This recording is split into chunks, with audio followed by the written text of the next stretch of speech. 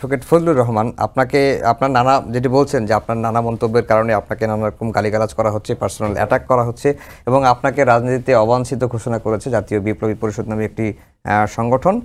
এবং আপনি একটি টকশোতে একজন সমন্বয়ককে কি বলেছেন সেই বিষয়টি একটু জানতে চাই যে আপনি কি এখনো আমি ছেলেটাকে কিছু বলিনি। যখন জিজ্ঞাসা আমি বলছি যে নির্বাচন দ্রুত হওয়া দরকার, এটা বলছি আমি সঞ্চালককে, তখন উনি প্রশ্ন করছে ওই কয়েকজন রাখে পিছনে, আমি না করি যে এইসব রাইখেন না।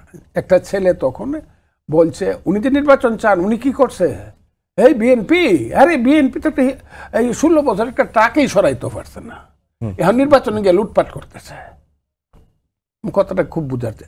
এরপরে মেজাজটা কতটুকু ঠিক থাকে, তারপরে ছেলেটা আমি বললাম এই ছেলে বেয়াদ, এরপরে সে শাউট করছে।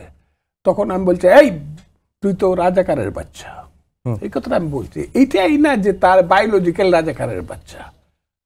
আমাকে যারা বকাবকি করে তার বেশিরভাগ হইল, এই দেশে বেশিরভাগ হইল ওই কালো অধ্যায়ে যারা বুদ্ধিজীবী হত্যা করছে, আলবদর রাজাকার যারা ছিল তাদের সন্তানেরা।